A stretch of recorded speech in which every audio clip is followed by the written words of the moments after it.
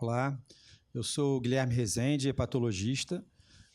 Hoje eu tenho o prazer de coordenar uma mesa com o Dr. Eduardo Sica e Dr. Ivan Zinger, que são também hepatologistas, e o Stefano Generales, que é radiointervencionista, dedicado principalmente às questões hepáticas.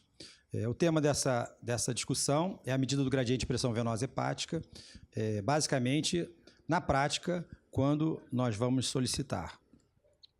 Então, dando início à nossa discussão, eu gostaria de lembrar que o Baveno de 2022, que é a última versão dele, o Baveno 7, ele produziu um documento que um dos temas era exatamente a indicação clínica da utilização do gradiente de pressão venosa hepática. E eles, nesse documento, citam 5 indicações.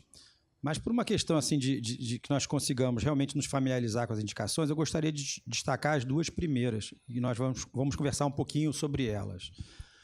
A primeira delas é a utilização do gradiente para diferenciação entre a hipertensão porta de origem sinusoidal ou cirrótica e por uma outra causa, principalmente a desordem vascular porta-sinusoidal. Então, nesse contexto aqui, muitas vezes o gradiente é o único exame que nos permite, com segurança, avaliar, discernir entre essas 2 questões. Então, eu pergunto aqui para os meus colegas de que forma, tecnicamente, a medida do gradiente ajudaria a esclarecer se se trata de uma cirrose, uma hipertensão porta-sinusoidal, ou se trata de uma hipertensão porta não cirrótica. Hoje em dia, a maior parte desses pacientes, nós sabemos que tem desordem vascular porta-sinusoidal. Então, eu pergunto aqui ao Stefano se ele pode nos ajudar a esclarecer essa questão.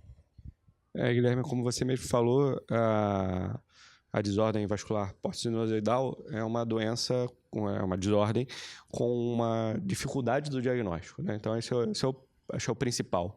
E atualmente a gente tem a medição direta, né, do gradiente hepático venoso como um divisor de águas.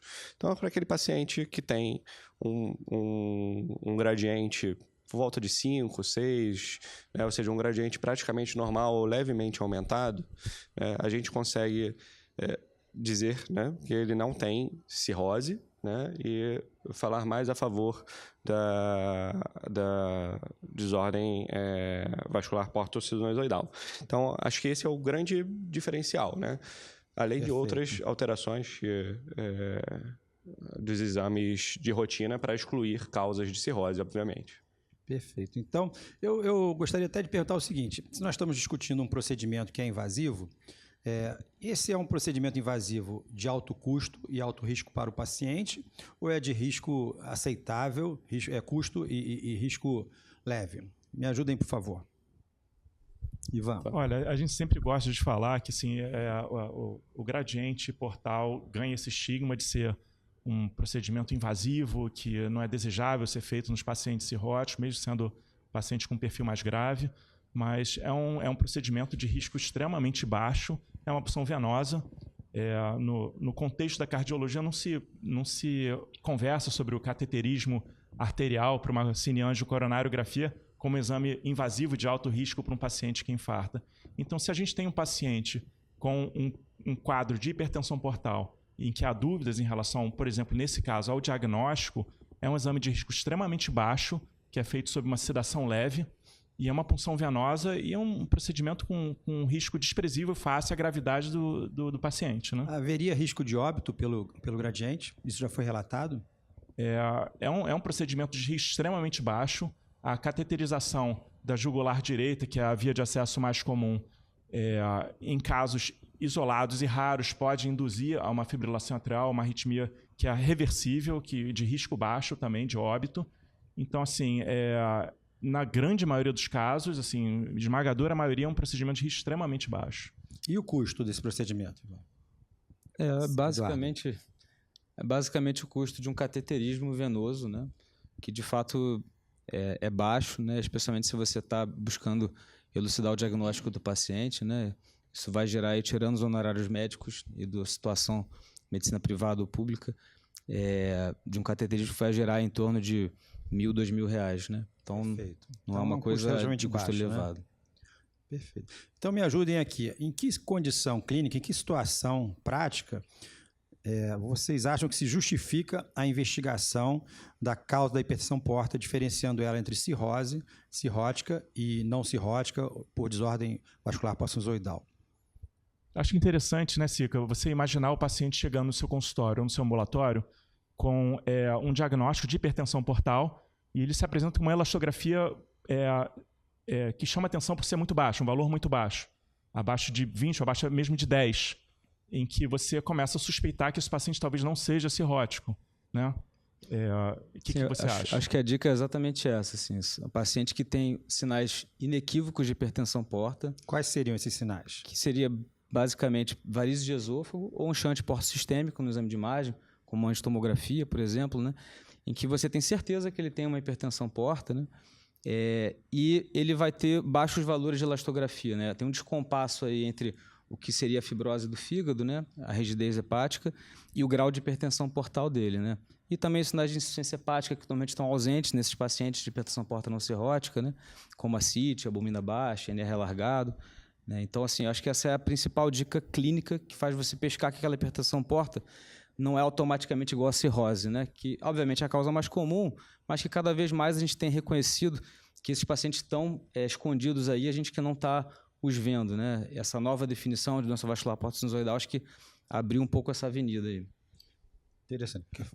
Tem uma questão interessante também, é que a gente consegue, na medição, excluir também outras causas, né, como pós-vascular, pós-hepática, né? Então a medição ela ajuda de você também definir outros diagnósticos diferenciais. Como insuficiência cardíaca direita, boticária. Exatamente. Pericardite constritiva, né? Que muitas vezes o diagnóstico é muito difícil, né, clinicamente.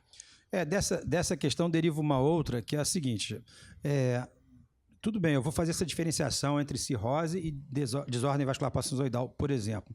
Mas de que isso adianta para o paciente? Isso muda alguma coisa? Assim, o fato dele descobrir que ele tem uma desordem vascular sinusoidal e não cirrose, vai ter algum impacto prático para ele? O que vocês acham disso? Olha, eu acho que traz alguns benefícios, né? Acho que é sempre importante a gente ter clareza do diagnóstico do paciente, isso é sempre importante, né? O paciente sempre tem essa demanda de querer saber o que ele tem, né? E na prática clínica, eu acho que isso traz algumas vantagens. A primeira é que, como esses pacientes não são cirróticos, carcinoma hepatocelular não é uma preocupação. E a gente não precisa ter essa rigidez de ficar fazendo uma elastografia a cada 6 meses, de olho no nódulo, alfa-feto. O rastreamento pelo resto da vida, né? Sim, ele não tem cirrose. São dois diagnósticos muito diferentes que geram esse tipo de preocupação em relação ao prognóstico. O prognóstico de um paciente com cirrose envolve preocupações como essa, né, que o Sica está mencionando. Sim, então, assim, o prognóstico, inclusive, é melhor, né? O prognóstico do paciente cirrótico com hipertensão portal, já clara, é muito pior do que um paciente com hipertensão porta não cirrótica ou doença vascular porto-sinusoidal. Então, esse é outro ganho. Você dizer para o paciente que ele tem uma doença que é, de alguma maneira, mais benigna, é uma coisa útil e na prática clínica, né? E eu ainda pensaria numa terceira vantagem, que seria, muito frequentemente, esses pacientes têm condições clínicas associadas, né? Como trombofilias, colagenose. A desordem vascular porto-sinusoidal. Sim, associado a essa doença hepática, né, que é vascular, né? Então, assim, isso é uma oportunidade até de você entender que esse paciente tem uma doença diferente e que pode ter uma distribuição familiar, né? E até buscar, né, nos familiares se também existem alterações neles e fazer um aconselhamento nesse sentido.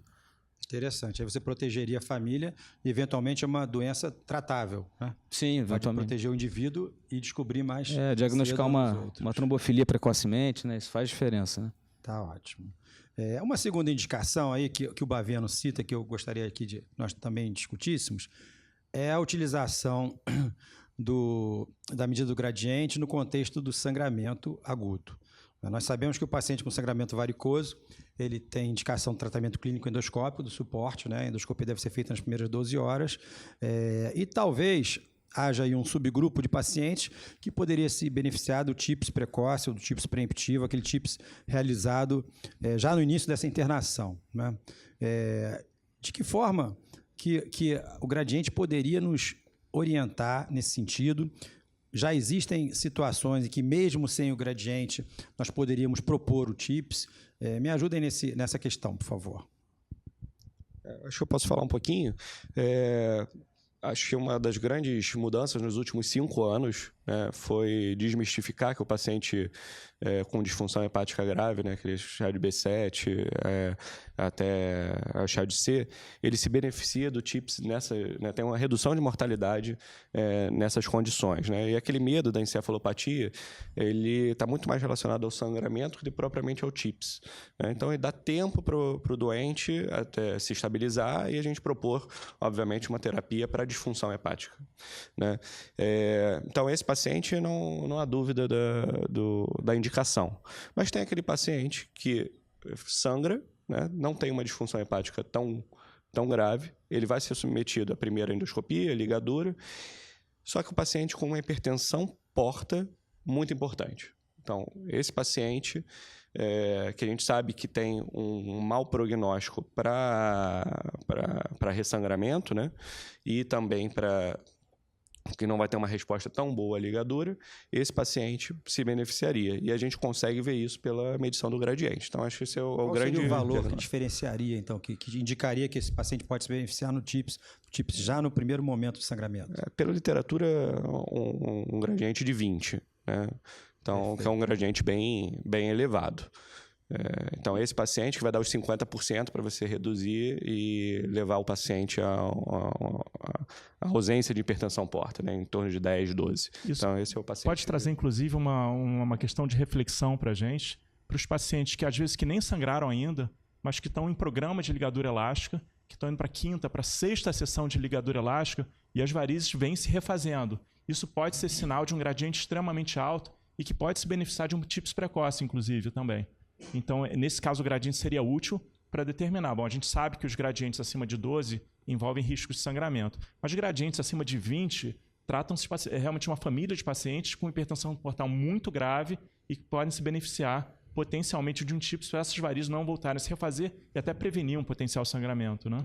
Tem um outro benefício, desculpa, que que até o Baveno cita, que é você conseguir ver como o paciente responde ao tratamento também medicamentoso, né? Então, você estratifica um pouco melhor esse paciente. Então, como é um paciente já grave desde o início, talvez tenha algum espaço para a gente fazer a medição do gradiente ainda na primeira internação.